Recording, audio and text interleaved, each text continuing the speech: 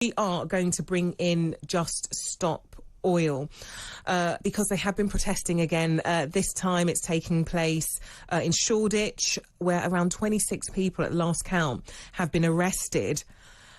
Oh, they've also had Just Stop Oil protesters spray painting New Scotland Yard. Just yesterday, tomato soup was thrown on the Van Gogh painting, the sunflowers painting. Just thank goodness that it was actually protected by glass. I think the rim was the only aspect of that was damaged.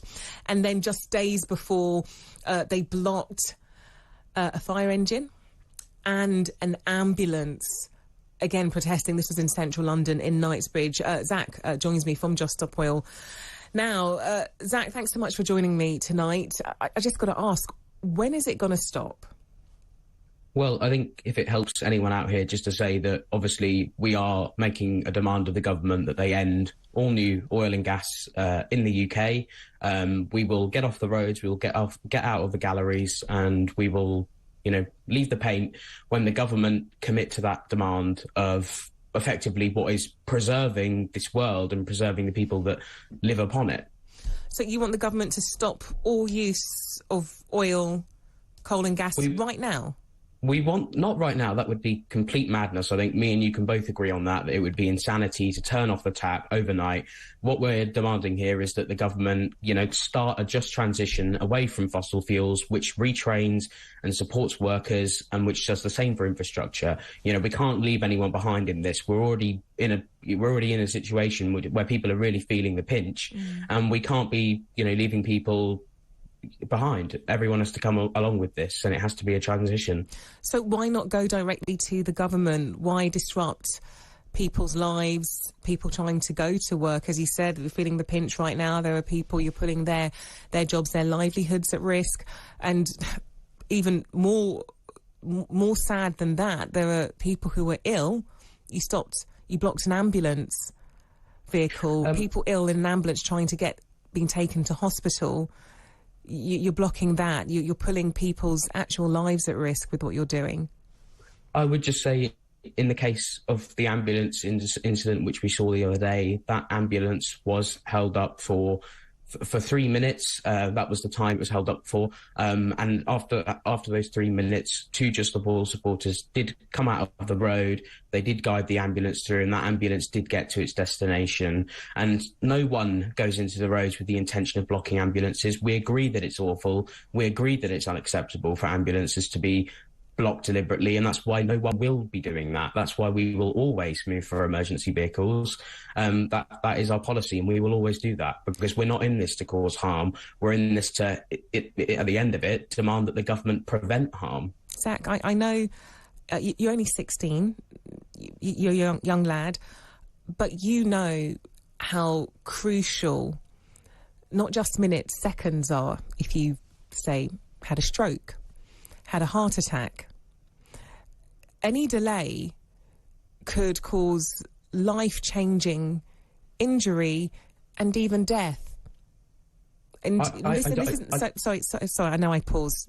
I'll just finish saying this isn't the first time there have been incidences where you have blocked emergency services, and by the grace of God, those people have gone on to get to a hospital. I mean, there was one incident where it was actually quite close. It's only a matter of time where potentially you could block the wrong ambulance and somebody could be seriously hurt, or indeed their life could be put at real risk. Again, I will say it is a dreadful situation where we're seeing ambulances being delayed, and we do say that is unacceptable for ambulances to, we're living in a country right now, personally, and I know that many people who are on the roads will say this, we don't want to be living in a country where people are sitting in roads and delaying ambulances. We don't want to be living in a country where people are throwing these things. Stop doing it, Zach. The government are ploughing ahead with so many fossil fuel licences. It is an eye-watering figure. Liz Truss wanted to ramp it up from Boris Johnson's government, and I think if you must agree with me on this, that we cannot have fossil fuels in a future where we want to see this planet continue to live how it is at the moment. You must agree with that. We agree with that, but it's the methods you're using which clearly aren't working if you're saying Liz Truss off the back of not just protests by yourself, but also Extinction Rebellion, is ramping things up, what you're doing isn't working and you're needlessly putting people's lives at risk. I would say that's historically inaccurate. I think we've seen throughout history that people have gone for years and years and years with the standard routes of voicing their opposition to government. You know, we saw the civil rights movement, the women's rights movement, independence movements. They all tried the usual routes, and all they got was, you know, just blank ears. No one listened to them.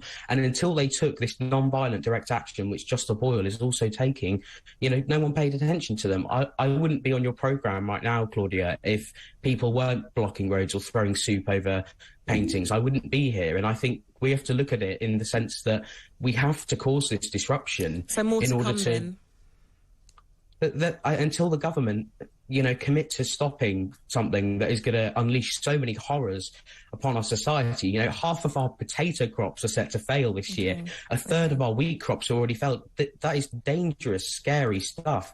You know, what's that going to look like in 2050 in terms of food shortages? Okay, Zach from Just Stop Oil, thank you very much for taking the time to talk to me tonight. Really appreciate it. Also appreciate you staying quite calm as well, because sometimes things can get a bit cray-cray. So I really appreciate talking to you and having a conversation about the issues that you're fighting for. Let's take some calls on this.